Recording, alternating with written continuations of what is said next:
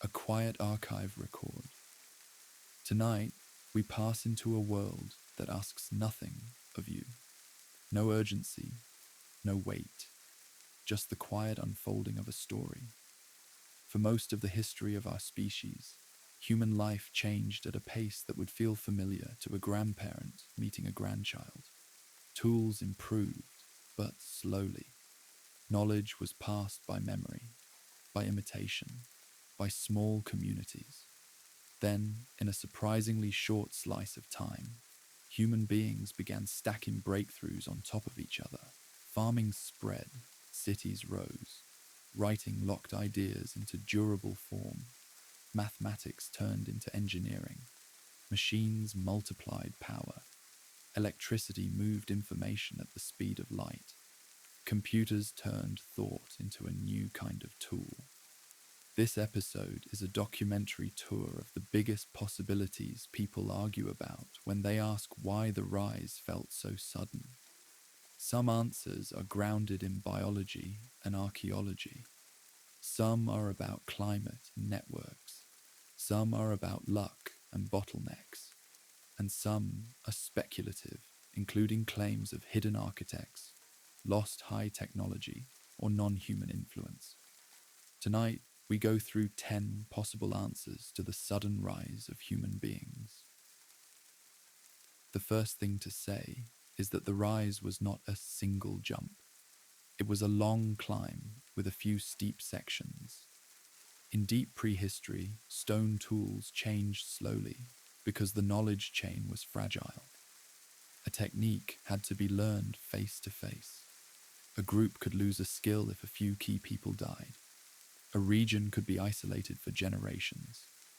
Over time, the chain became stronger. Populations grew, groups connected, skills accumulated. When the chain becomes strong enough, progress can look like it accelerates, even if each step is still made by people learning, copying, and improving. What makes the question feel urgent is the comparison between tens of thousands of years of small shifts and the last few thousand years of rapid change. The gap is real, but it can be explained in more than one way. The top 10 explanations below are not mutually exclusive. In real history, multiple forces can stack.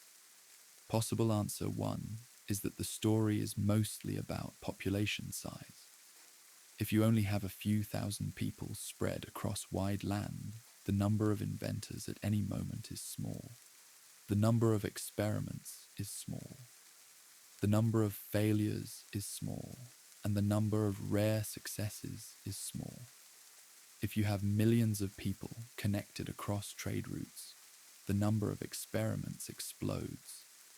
Even if only a tiny fraction of people invent, a larger population produces more inventors in absolute terms. It also produces more specialists. When a society is large, some people can spend their lives doing one narrow task. That lets them push deeper. Population size also protects knowledge. A technique that exists in many places is harder to lose. A tool style can survive a famine. A method can be copied even if one line of teachers ends. In small groups, knowledge can vanish like a fire going out. In large networks, it can survive like many candles. This leads to a simple analogy. Imagine trying to build a complex machine with 10 people. Everyone must do everything. Now imagine doing it with 1,000,000 people, where you can have miners, metal workers, mathematicians, shipbuilders, and librarians. The second world is not smarter at the level of a single brain. It has more total minds and more division of labor.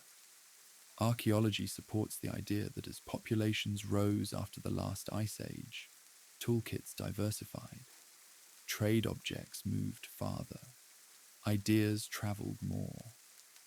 Possible answer 2 is that climate stability after the last ice age created a platform for farming and storage.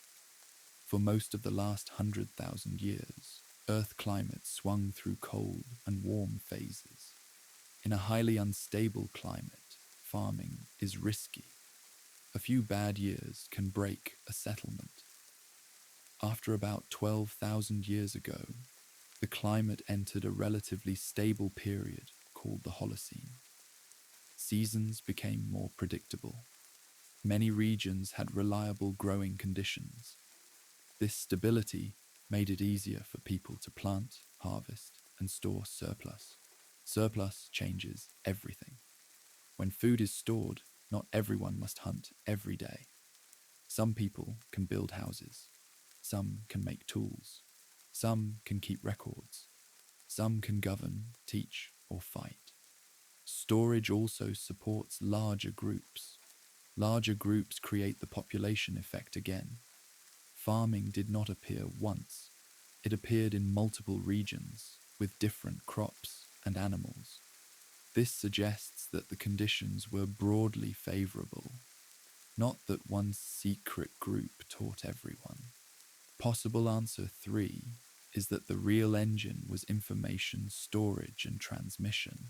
When knowledge is only spoken, it decays. Details change. A method can be forgotten. Writing changes that. It lets a society store complex instructions outside the brain. It lets one person teach people they will never meet. It lets a law survive a ruler. It lets a technical manual outlast its author. Writing is also a tool for counting and planning. Early writing systems often begin with accounting. Grain, livestock, labor, and taxes. Once a society can count and record, it can coordinate larger projects. Then, printing multiplies the effect. A manuscript copied by hand is slow. Printing spreads ideas at scale. A scientific paper can be shared.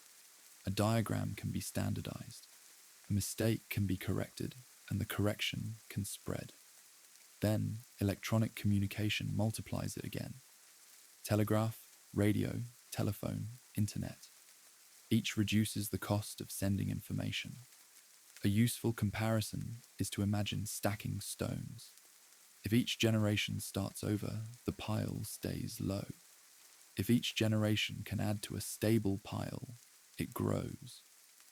Possible answer 4 is that human cognition did change, but the change may have been cultural rather than genetic. There is an old debate about when humans became behaviorally modern. Anatomically modern humans existed long before the later explosion of art. Symbols, long-distance trade, and complex tools in some regions. One view is that a genetic change improved language or planning.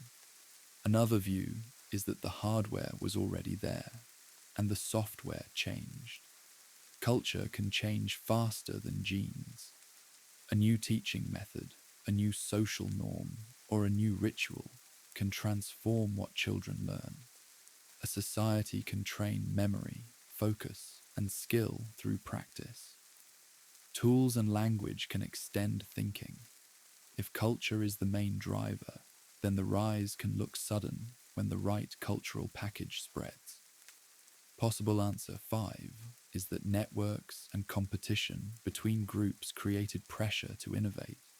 Small, isolated groups can survive with stable traditions.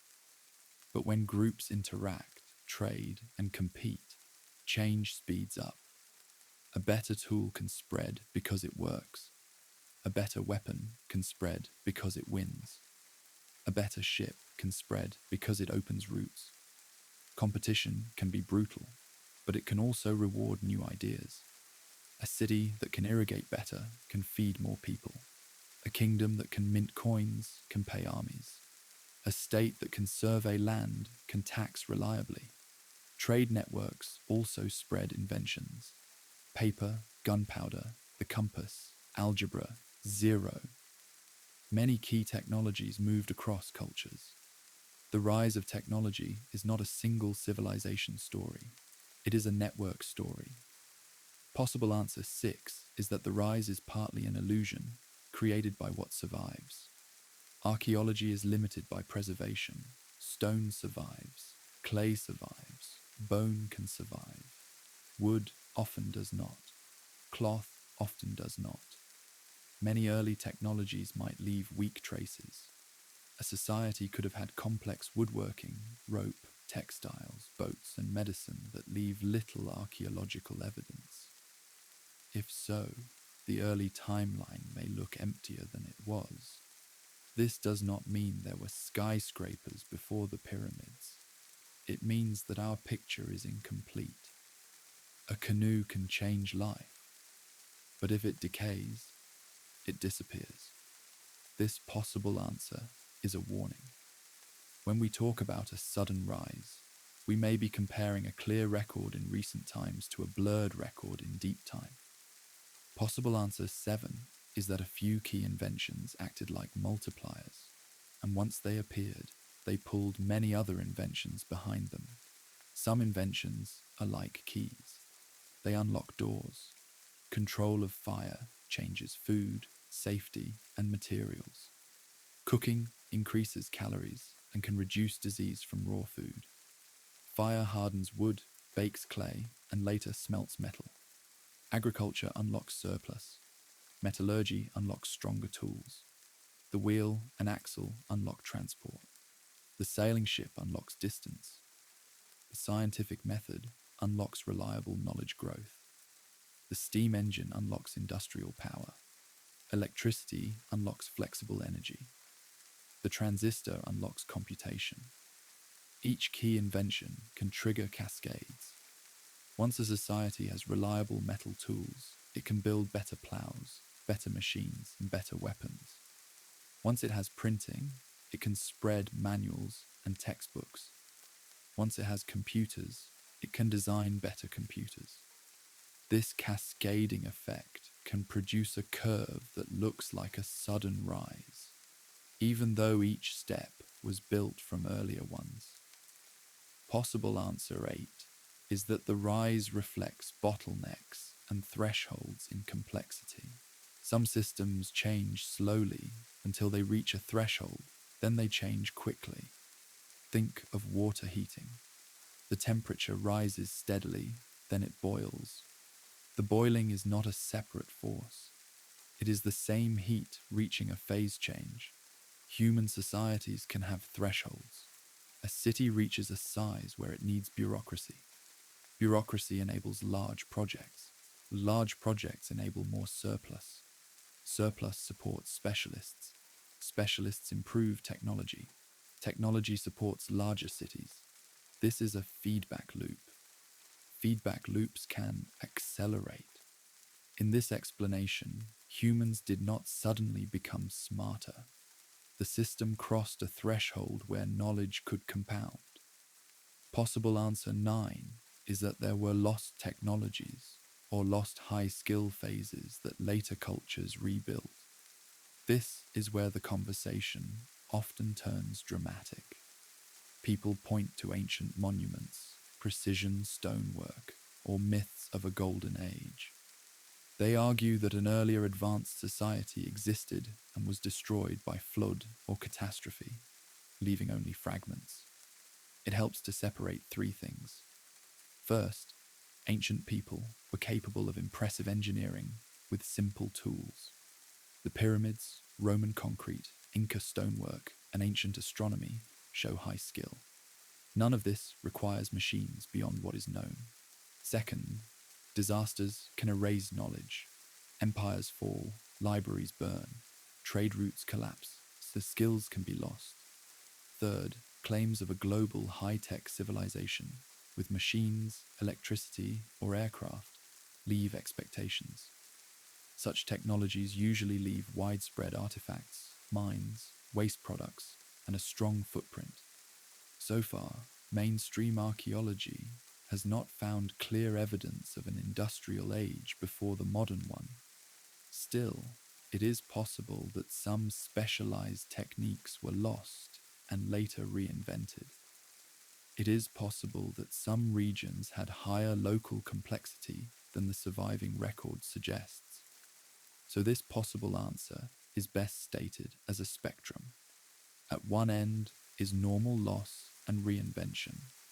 At the far end is a hidden industrial civilization. The evidence strongly supports the first end more than the far end.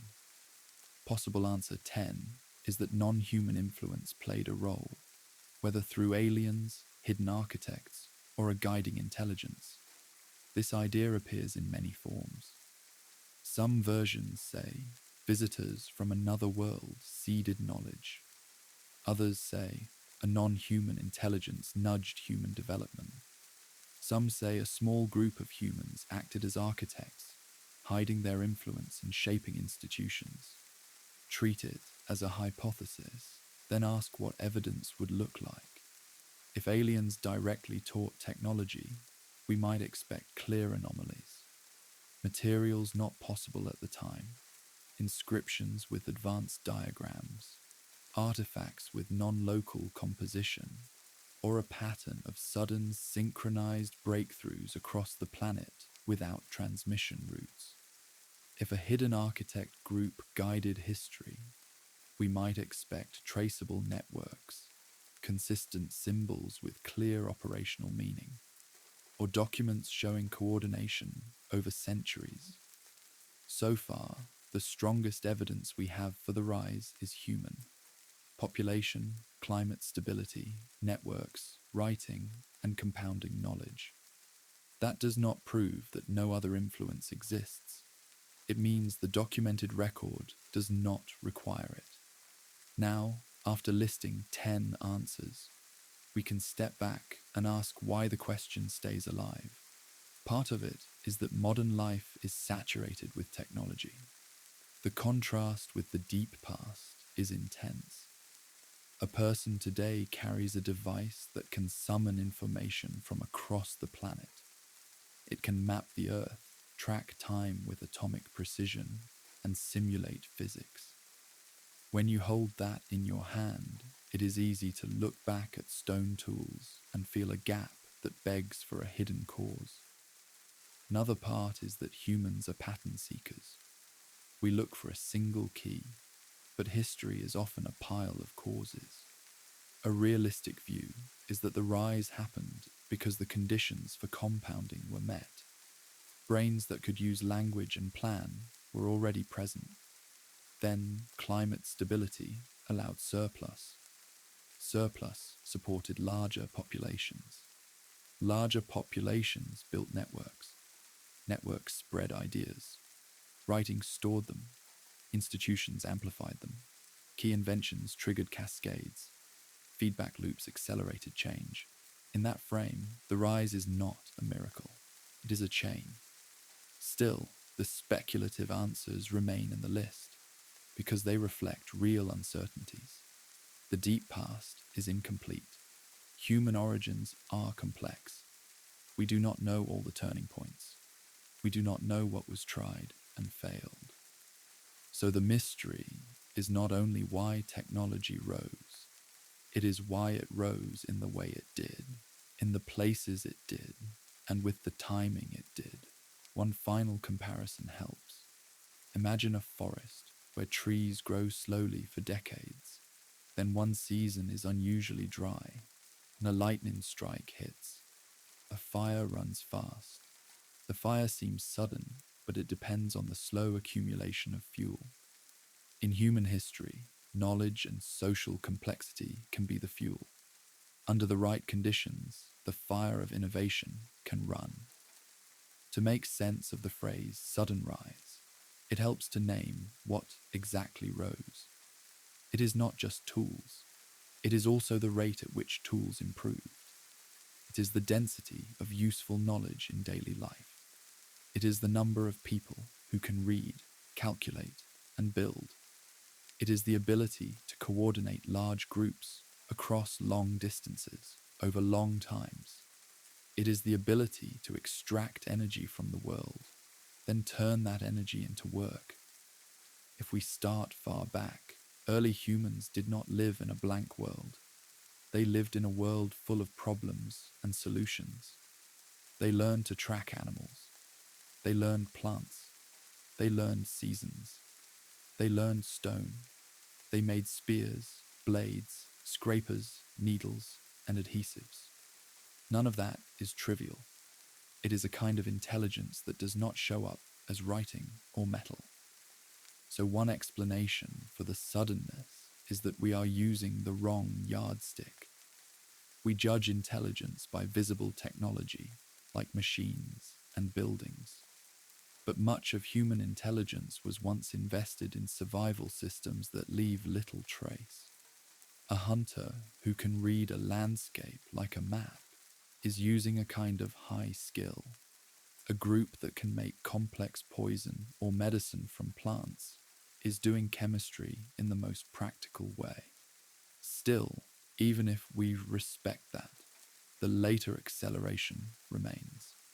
So let us deepen the top 10 answers with more detail and comparisons. Possible answer 1, population size, has a second layer that matters. It is not only how many minds exist, it is how many minds can talk to each other. 1,000,000 people in isolated valleys do not behave like 1,000,000 people in a connected network. The network is the amplifier. Think of invention like a search problem. The space of possible tools is enormous. Each person tries a few ideas in a lifetime.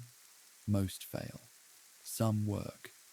If ideas spread, a useful trick discovered in one place can be adopted elsewhere, and others can build on it. If ideas do not spread, each group must rediscover the same basics. So the real variable is not just population, but effective population. Effective population means how many people can share a pool of knowledge. Trade routes, shared languages, marriages between groups, and migration all increase the effective population. A simple analogy is to imagine 10 workshops. If they never share designs, each one makes slow progress. If they share, one workshop can specialize in better gears, another in better bearings, another in better measurement, and the whole system advances. Possible answer 2, climate stability, also has a deeper mechanism.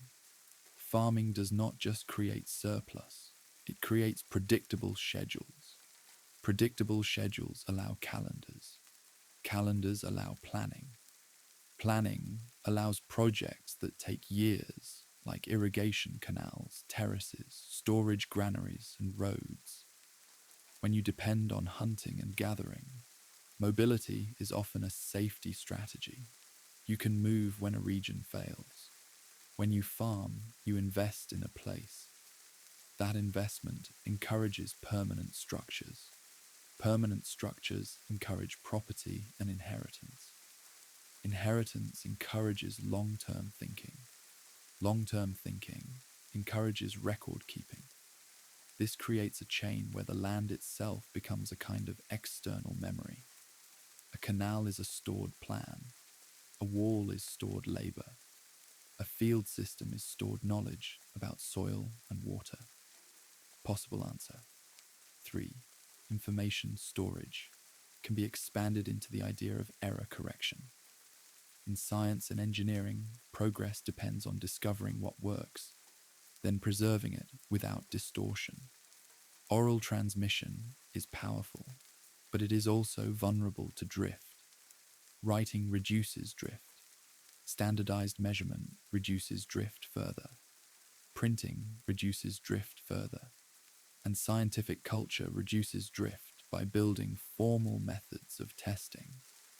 If you want a single tool that explains why modern technology compounds so fast, it may be the ability to copy information with high fidelity.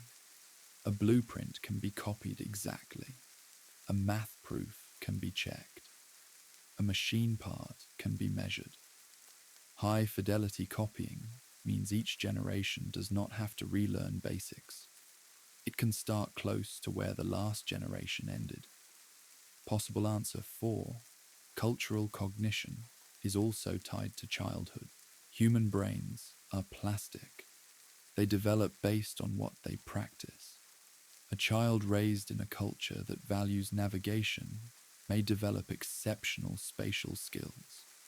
A child raised in a culture with writing and schooling practices symbol manipulation daily.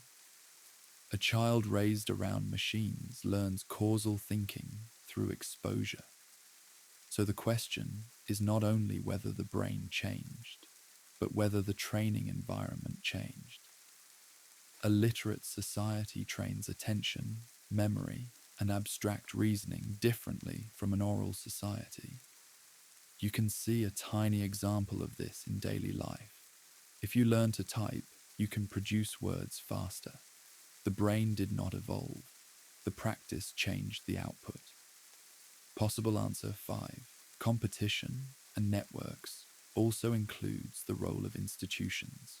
An institution is a pattern of rules that survives the people inside it. A stable institution can carry a project across generations. It can fund exploration. It can maintain roads. It can train engineers. It can enforce standards. Standards are an underrated driver of technological growth. When bolts and nuts share sizes, machines can be repaired. When time is standardized, trains can run. When electricity uses common voltage and frequency, devices can interoperate. In early history, many technologies existed but did not spread widely because standards and institutions were weak. Possible answer 6. The preservation illusion also applies to our tendency to compress timelines. When we say humans suddenly rose, we often skip over long eras that were already complex. The ancient world had international trade, complex law, mathematics, and engineering. The Romans built concrete structures and plumbing. The Chinese built large state systems and advanced metallurgy. The Islamic world advanced algebra, optics, and medicine. The medieval world built cathedrals and mechanical clocks. Then the industrial era stacks on top of that. The suddenness can be a perspective trick. If you zoom out too far, centuries look like moments. Possible answer 7. Key multipliers can be framed around energy.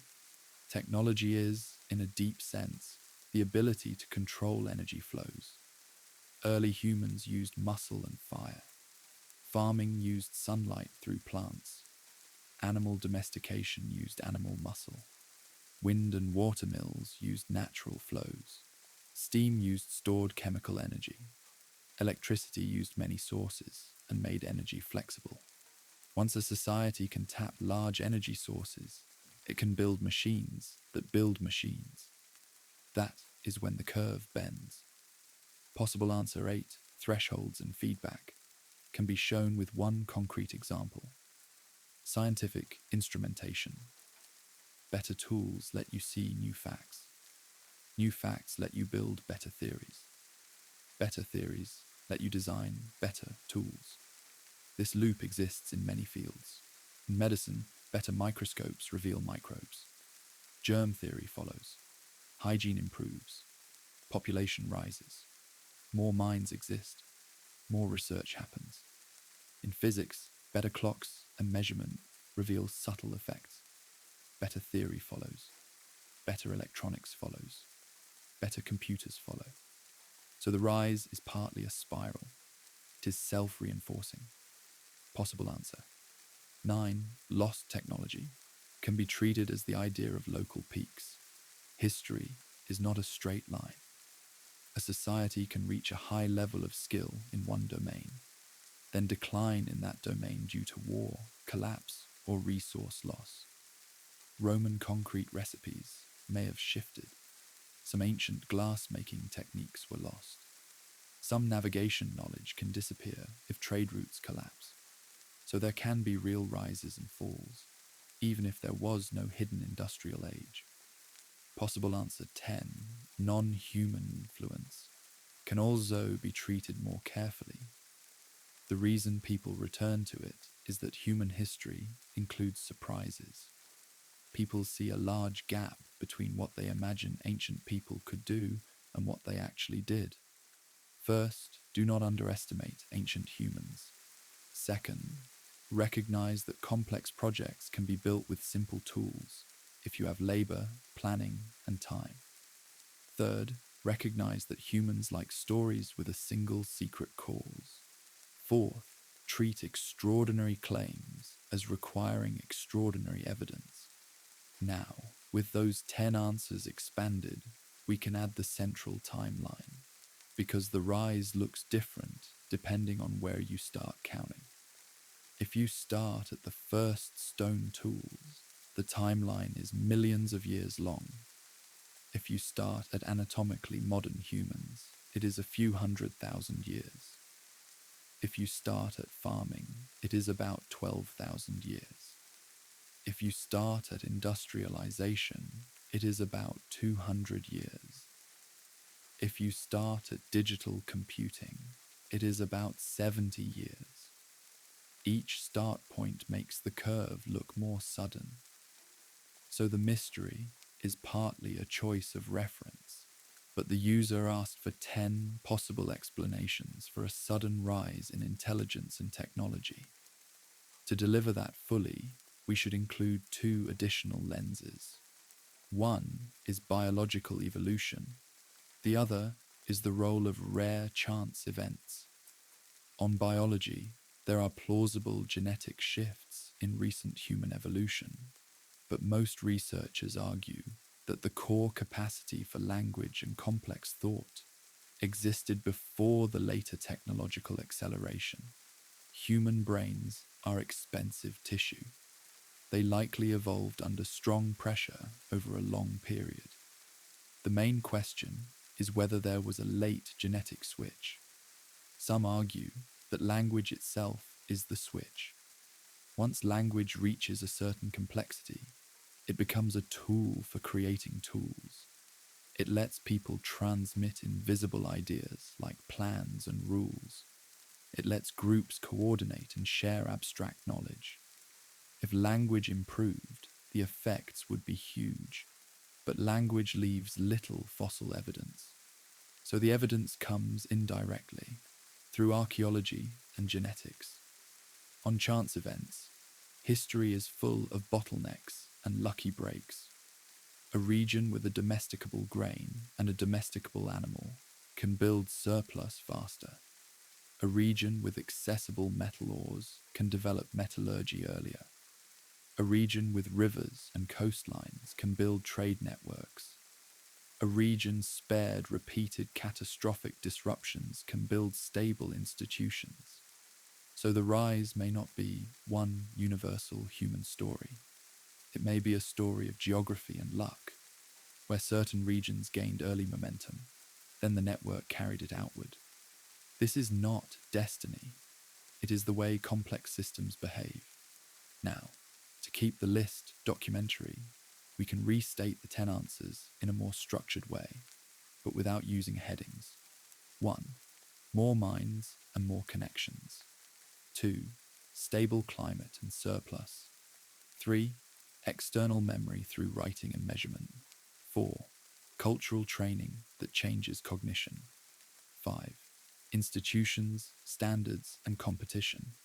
6. Incomplete evidence from deep time. 7. Key inventions that unlock cascades. 8. Feedback loops and thresholds. 9. Local peaks, losses, and reinvention. 10. Speculative non-human or hidden guidance treated as a hypothesis.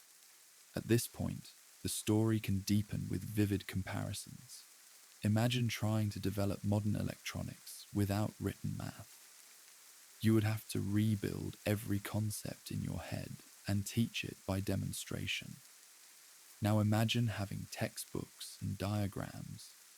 That difference is the power of external memory.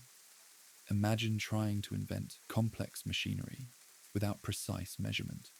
Parts would not fit. Repairs would fail. Now imagine standardized parts. That difference is the power of standards. Imagine trying to run a city without record keeping. Taxes cannot be tracked. Food cannot be stored reliably. Now imagine bureaucracy. That difference is the power of institutions. These are not alien gifts. they are social technologies. Another comparison is between linear and exponential thinking. If progress is linear, each generation adds the same amount. If progress is exponential, each generation multiplies. Exponential growth can look like a sudden rise, because it stays low for a long time, then becomes visible fast. So one of the simplest explanations is that human technology became a compounding system. That still leaves a human question. Why did compounding start when it did? The most grounded answer is that compounding required a certain minimum of population, surplus, and connectivity. If you have surplus, you can support specialists. If you have specialists, you get deeper skill. If you have connectivity, specialists can share and build on each other. If you have external memory, knowledge can stack. When those conditions become stable, the system begins to accelerate. Now, the speculative explanations tend to appear when people see an acceleration and assume a single cause. They ask who built the early template.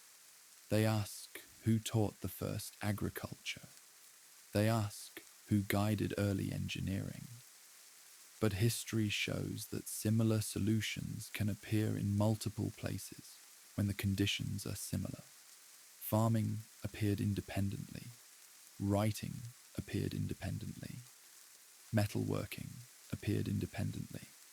This pattern suggests that the rise is not a secret plan. It is a set of convergent solutions. Still, it is worth including the speculative answers because they shape the culture around the mystery. The alien hypothesis often points to three themes. 1. Ancient myths of sky beings. 2. Unusual artifacts. 3. The feeling that intelligence arrived too fast. A careful view says myths are not technical documents. Artifacts need context, and intelligence did not arrive in a single century. It built across time. The architect hypothesis, meaning hidden human groups guiding progress, often points to secret societies, priesthoods, and elites.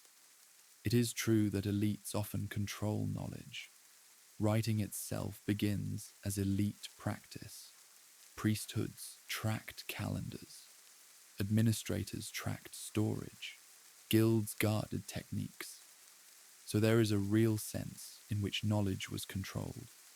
But control is not the same as a global hidden director.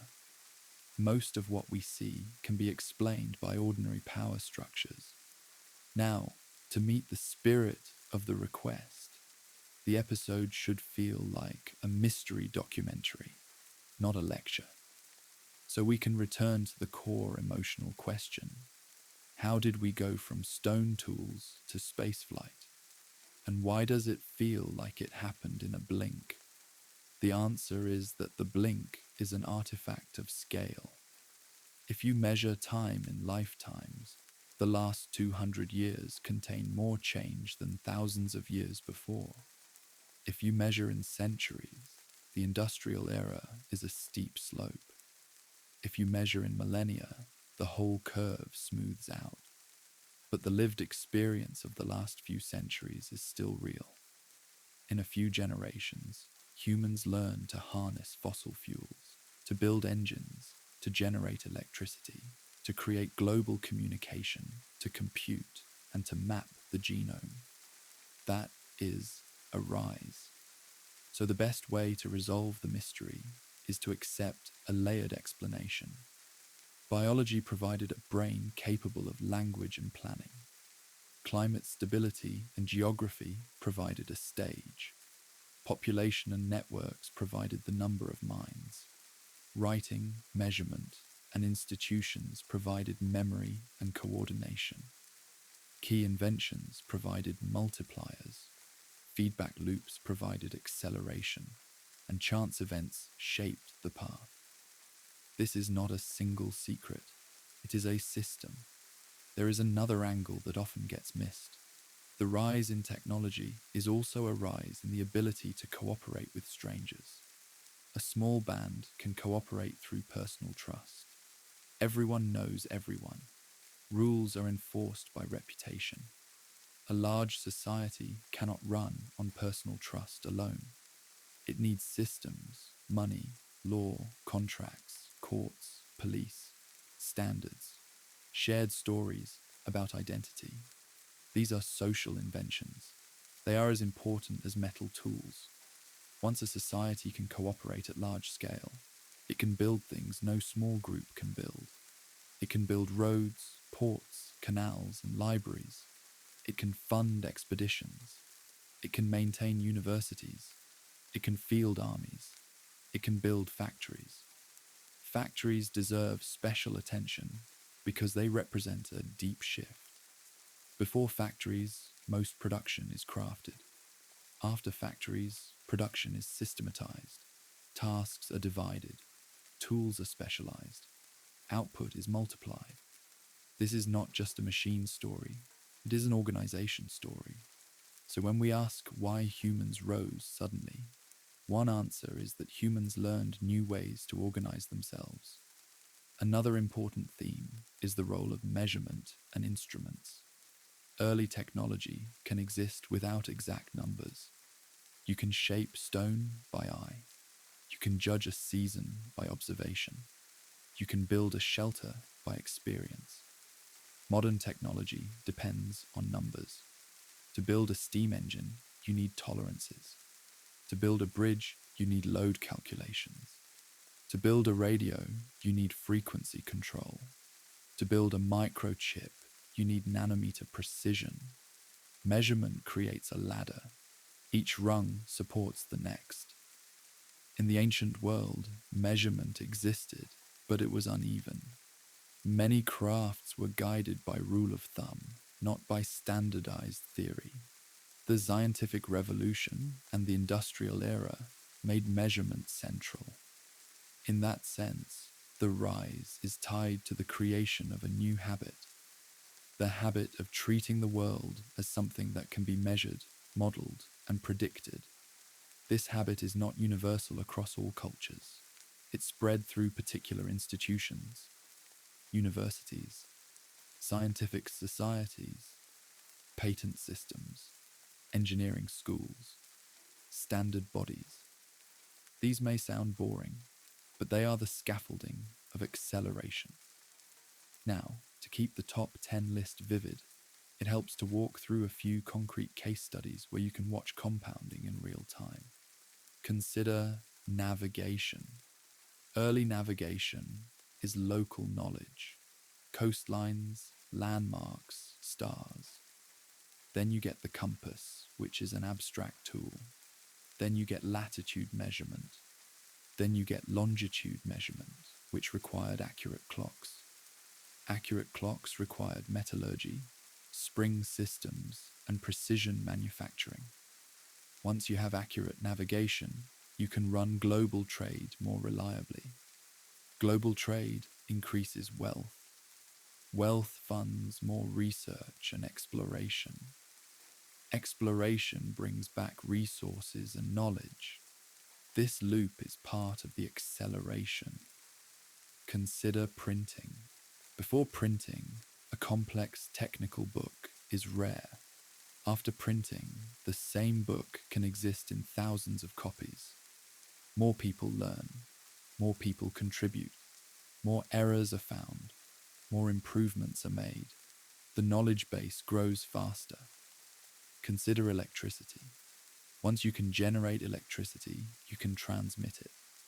Once you can transmit it, you can use it for motors. Once you can use it for motors, you can power factories more flexibly. Once you can power factories, you can mass produce equipment. Equipment includes better generators, so the system improves itself. Consider computing. Once you have computers, you can design better computers. You can simulate materials. You can optimize supply chains. You can control machines. You can store and copy information cheaply. So computing is not just another invention. It is an invention that accelerates invention. Now, the mystery side of the story often focuses on a specific question. Why did humans not industrialize earlier? If the brain was capable, why not? This question has grounded answers. One is energy density. Industrialization required a fuel that could deliver large energy per unit mass. Wood can do some of that, but forests are limited. Coal is denser and can be mined at large scale. Fossil fuels are concentrated sunlight from ancient plants.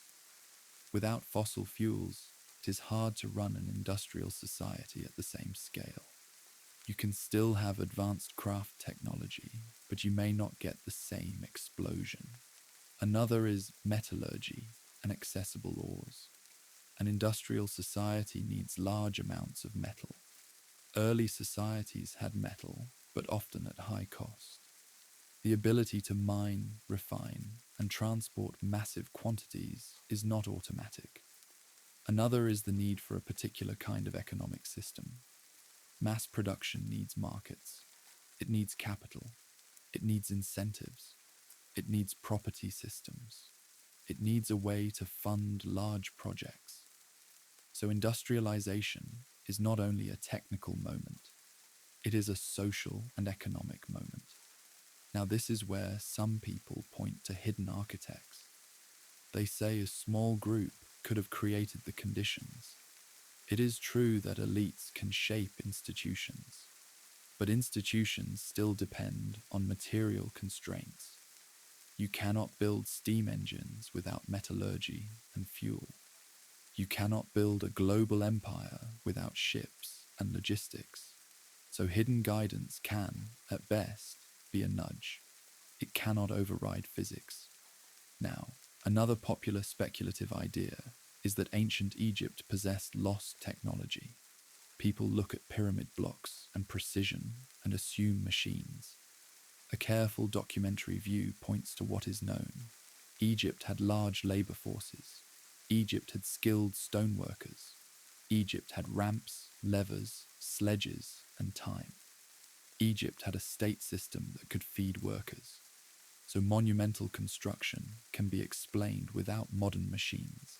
That does not make it less impressive. It makes it more human.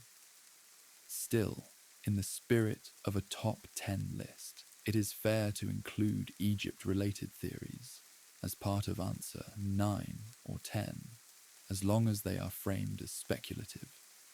Now, let us add the cognitive mystery of sudden intelligence. People often point to the appearance of complex art, symbolism, and ritual. They argue that the mind changed. A strong possibility is that language and social learning created a tipping point. Once groups began telling more complex stories, they could teach more complex skills.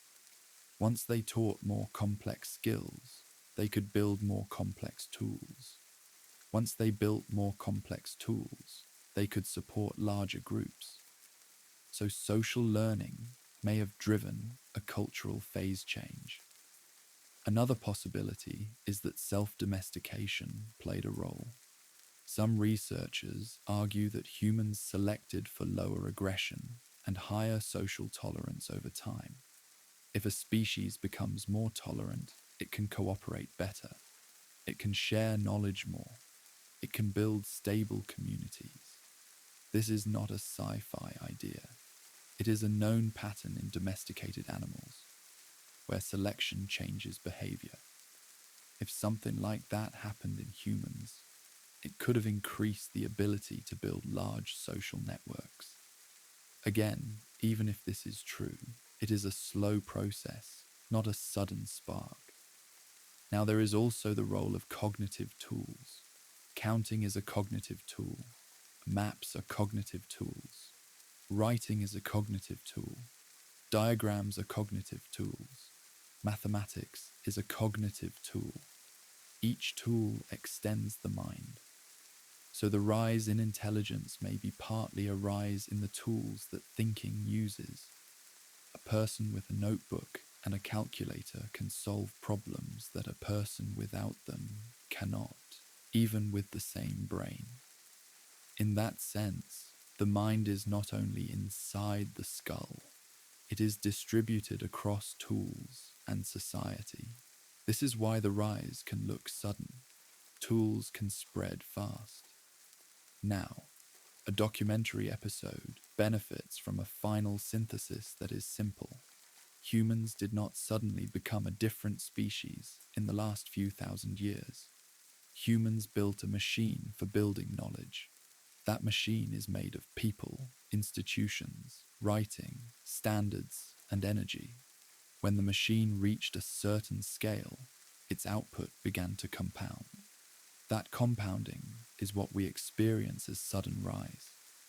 Now, to satisfy the request for top 10 possible explanations, we can revisit each and add one memorable comparison. For the population and network explanation, picture a searchlight. A single person is a candle. A million connected people is a stadium of lights. For the climate and surplus explanation, picture a tightrope walker. If the rope shakes constantly, you cannot build a tower on it. Stability lets you stack. For the external memory explanation, picture building a ship from memory versus building from a blueprint. For the cultural training explanation, picture two apprentices. One learns by watching occasionally. One trains daily with a master and a manual. For the institution's explanation, picture a project that lasts longer than one life. Without institutions, it dies. With institutions, it continues. For the preservation illusion explanation, picture an old photograph. The blurry parts are not empty. They are unknown. For the multiplier inventions explanation, picture a set of keys on a ring. Each key opens a door to a new room of tools. For the threshold explanation, picture water reaching a boil. The change looks sudden, but the heating was continuous. For the lost technique explanation, picture a library in a fire. Some books survive, some are gone. For the speculative non-human explanation, picture a courtroom. The claim is not dismissed by emotion, it is tested by evidence. These are the 10 answers, held in a single frame. At the end, the mystery of sudden rise is less about a missing alien teacher and more about the strange power of compounding. Once a society becomes a system that copies knowledge reliably, rewards innovation, and connects many minds, it does not move at the pace of the past. It accelerates. And to anyone living inside that acceleration, it feels sudden. There is also a hard, uncomfortable possibility that belongs in any honest list. The rise in technology may be tied to warfare. War is not a moral engine, but it is a resource engine. States that fear rivals will spend heavily on logistics, metals, chemicals, communication, and organization. Many technologies were accelerated by conflict, then later used for civilian life. This does not mean war is necessary for progress. It means that, historically, conflict has often increased investment in certain systems. If you want a clean example, consider rocketry. The early development of large rockets was tied to military goals. Later, the same basic technology was used to launch satellites and explore space. Another example is computing.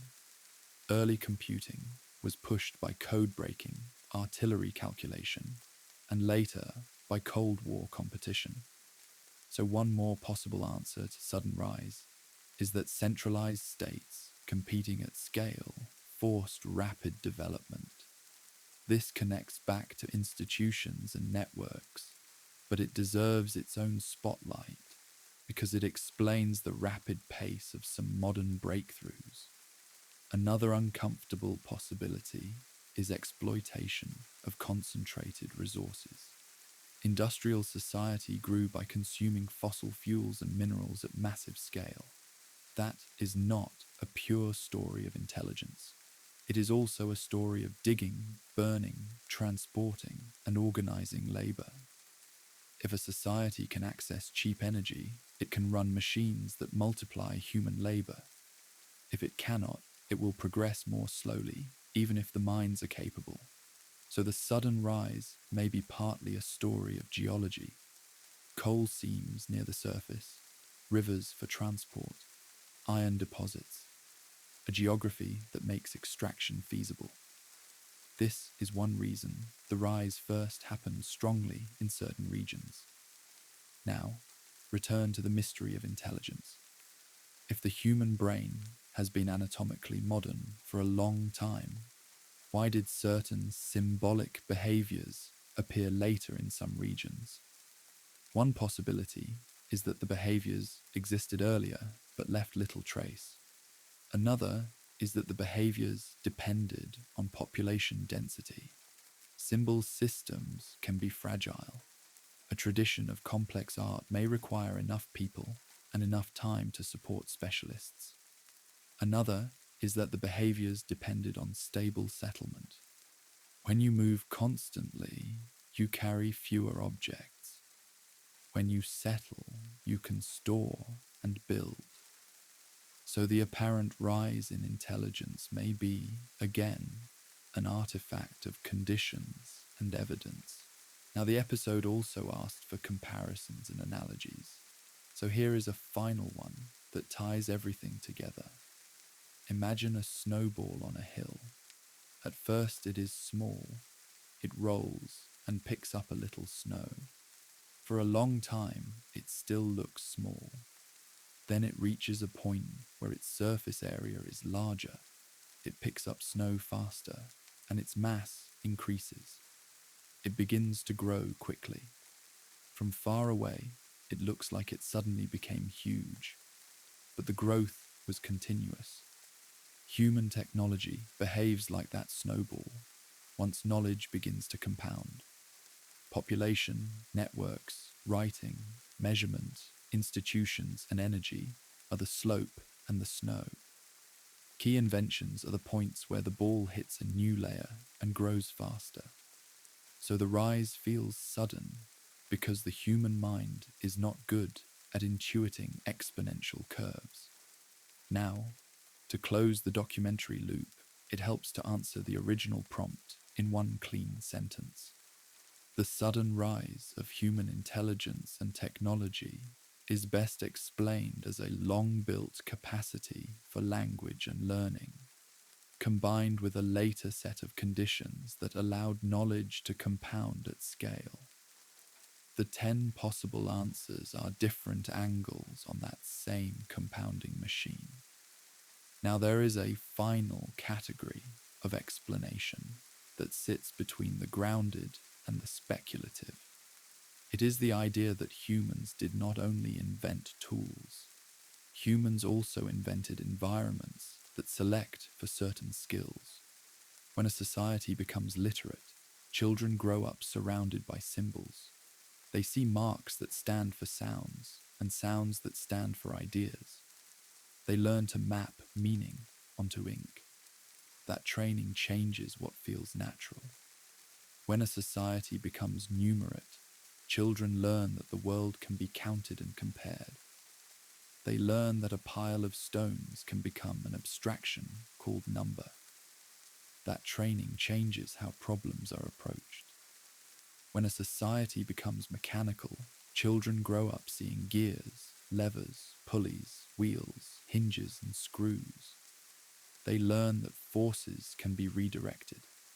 They develop an intuition for cause and effect in machines. When a society becomes digital, children grow up with menus, software, search, and instant feedback. They learn to treat knowledge as a thing you can query. Each of these environments is a technology in itself. It shapes the next generation. So part of the rise may be that humans created cultural ecosystems that train minds more efficiently. This is not genetic evolution. It is cultural selection, a society that trains skills that matter for its economy will grow those skills in its people, because skilled people do better inside that system. Over time, the system can begin to look like a machine for producing specialized minds. Now, if we add that to the earlier list, it strengthens answer 4 and answer 5, and it explains why the acceleration continues even when biology stays the same. Another strong factor is the idea of modular knowledge. In early craft traditions, knowledge can be embodied and local. A master teaches an apprentice by demonstration. The apprentice learns a whole bundle. Modern science breaks knowledge into modules. A student can learn just calculus. Another can learn just electromagnetism. Another can learn just materials science. Because the modules are standardized, people can combine them. A team can bring modules together and build something none of them could build alone. This is one reason modern technology can move fast. It is also one reason it feels sudden compared to the past. Now, because the episode title asks for possible answers, it is worth listing a few specific speculative claims that appear often without endorsing them. One is that a lost civilization, destroyed by climate disaster, left behind a scaffold of ideas. Another is that advanced visitors seeded agriculture or engineering. Another is that a hidden human group steered events through religion, architecture, or institutions. These claims remain unproven, but they persist because they are attempts to explain a psychological gap. When people feel that the curve is too steep, they look for an outside hand. Now consider how steep the curve looks from inside history. For a person living in 1200, the world contains windmills, watermills, metal tools, ships, and basic mechanics. For a person living in 1700, the world begins to contain systematic science, improved navigation, and early industrial machines. For a person living in 1900, the world contains electricity, telephones, engines, and mass production. For a person living in 2000, the world contains satellites, computers, the internet, and genetic engineering. This is a rapid cascade, but it is also a cascade that can be traced step by step. So the deepest answer to the mystery is not that the rise happened without cause. It is that the causes form a chain long enough that the start of the chain falls outside most people's sense of time. Now we can close the main narrative by emphasizing what the evidence supports most strongly. The evidence supports that modern human brains existed before the rapid acceleration. The evidence supports that agriculture and settlement created surplus and specialization. The evidence supports that writing and institutions created external memory and coordination. The evidence supports that energy sources and industrial systems multiplied labor. The evidence supports that global networks allowed rapid spread of innovations. Together, these create the feeling of sudden rise, and the speculative answers remain as cultural responses to uncertainty and awe. That is the mystery, and that is the best set of answers we can give with honesty. Before the closing line, there is one more part of the mystery worth naming. Human technology can advance in bursts because technology depends on bottlenecks. A bottleneck is a missing piece that blocks many other pieces. If you do not have good steel, you cannot build certain engines. If you do not have accurate timekeeping, you cannot solve longitude. If you do not have germ theory, you may not develop certain medical systems. If you do not have clean electricity and control, you cannot build certain electronics. So history can feel like it is waiting, then suddenly moving. What looks like a sudden rise can be the moment a bottleneck breaks. Once it breaks, many paths open. This also explains why different regions rise at different times. A region may have knowledge but lack resources. Another may have resources but lack institutions. Another may have institutions but be disrupted by war. So the rise is uneven. It can look sudden, globally, only after the world becomes connected enough that a breakthrough in one place spreads widely. This brings the story back to the modern era. Modern acceleration is not only about inventions, it is about global distribution. A technique invented in one lab can be replicated across the planet. A design can be uploaded and manufactured in many countries. A software tool can spread in days. So the recent rise feels not only sudden, but synchronized. That synchronization itself is a new historical condition. In earlier eras, a breakthrough could take centuries to spread. Now it can spread almost instantly. So when you look back, the curve appears to bend sharply. Now if we return to the 10 possible answers one last time, the most honest conclusion is that the sudden rise is not explained by one factor. It is explained by a pile of factors that align. Population and connectivity made invention more likely. Climate stability and surplus made specialization possible. Writing, measurement, and printing made knowledge durable. Institutions and standards made large projects possible. Key inventions unlocked cascades. Energy sources multiplied labor. Feedback loops accelerated the system. Evidence gaps create the illusion of emptiness in deep time. And speculative ideas fill the emotional space left by those gaps.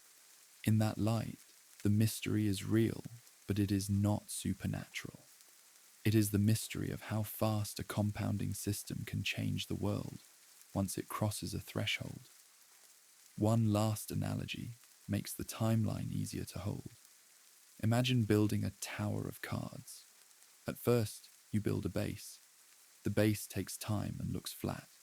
Then you build the first level, still low. Then you reach a point where each new level gives you more surface and more stability. Now the tower rises faster. From the side, it looks like a sudden spike, but the spike depended on the slow base. Human technology built its base in prehistory. Tool use, language, social learning, fire, migration, and exploration. Then, later, the base became wide enough that new levels could rise quickly. Agriculture widened the base. Cities widened it. Writing widened it. Trade networks widened it. Science and engineering widened it. Fossil fuel energy widened it. Global communication widened it. Computing widened it. Now, modern society adds levels at a rapid pace. If you view the whole structure from far away, you may think the tower appeared suddenly, but it was built by many hands, across a long time. This does not remove the wonder, it relocates the wonder. The wonder is not that humans were handed technology. The wonder is that humans, with ordinary brains and ordinary lives, created a system where knowledge can outlive individuals and build upon itself. That system is fragile.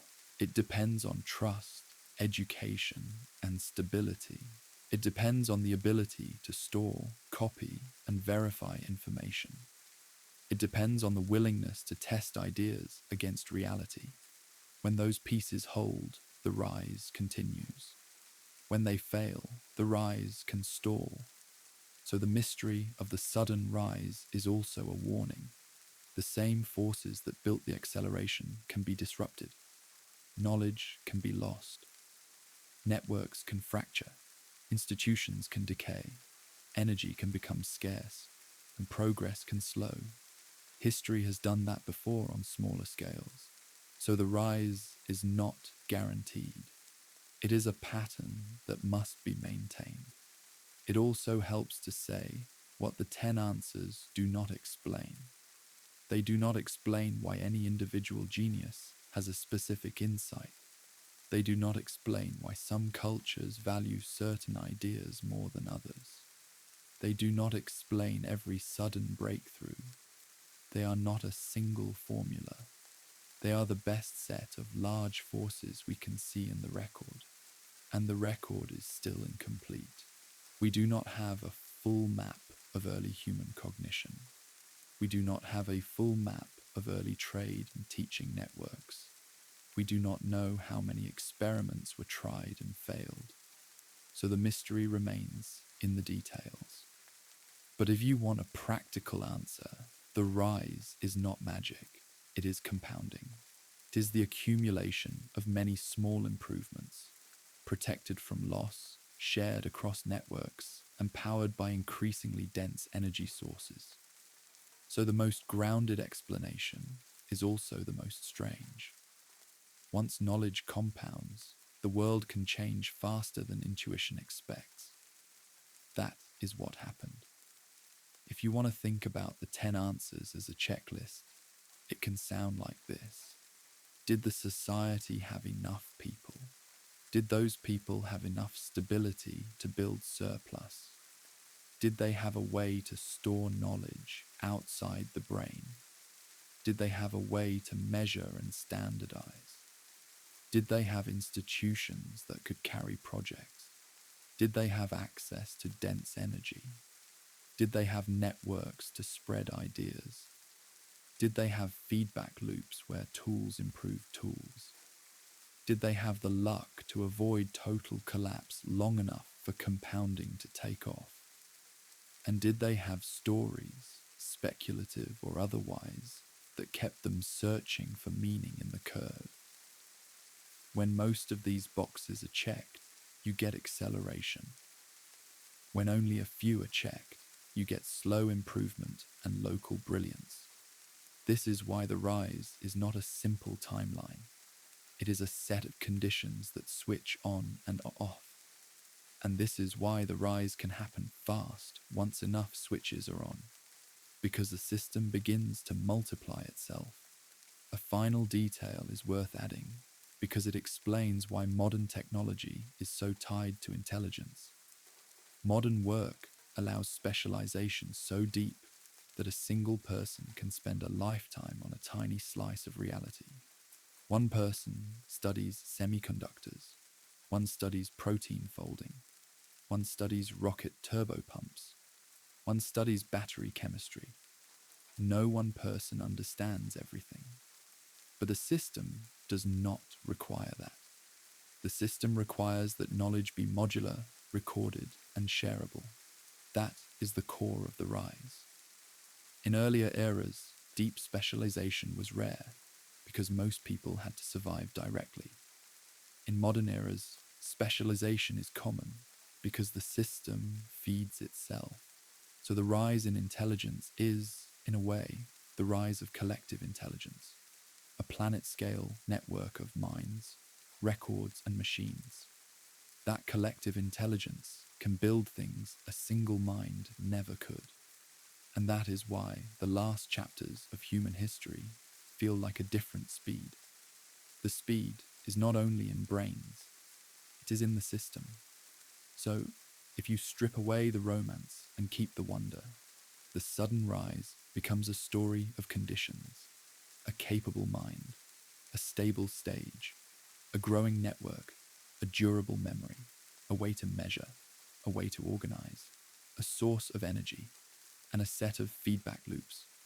When those conditions align, the rise is not only possible, it is likely. And when they do not align, progress can remain slow, local, and fragile. That is why the deep past looks flat and the recent past looks steep. It is not because humans were asleep for most of history. It is because the compounding machine was still being built.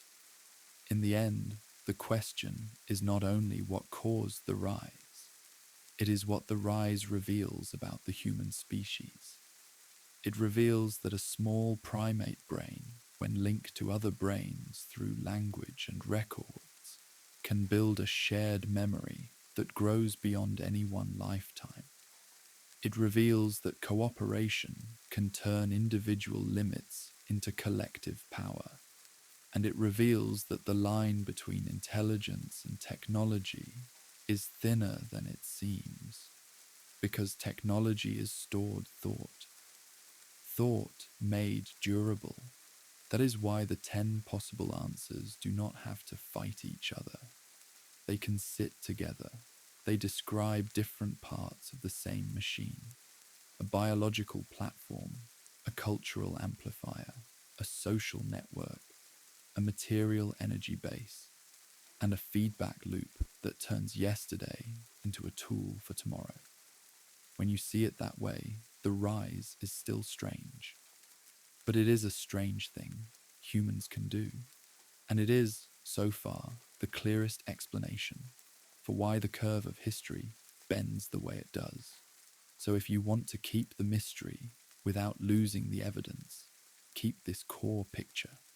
Modern technology is not a single leap. It is many small steps made durable and shared. It is a long fuse and a fast burn. And it is a reminder that the most powerful thing humans ever built may not be a machine. It may be the ability to stack knowledge without losing it. And if you want a single practical takeaway, it is this. Whenever you see a sudden rise in history, look for the slow parts that built the base. Look for the hidden networks. Look for the tools that preserve memory. Look for the energy that powers change. The rise is rarely a secret. It is usually a system. This is the best way to hold the mystery. Without inventing answers the evidence does not demand. The question stays alive because the curve still feels unreal, even now. A final piece is simple time. Once a society builds schools, books, and apprenticeships, skills spread faster.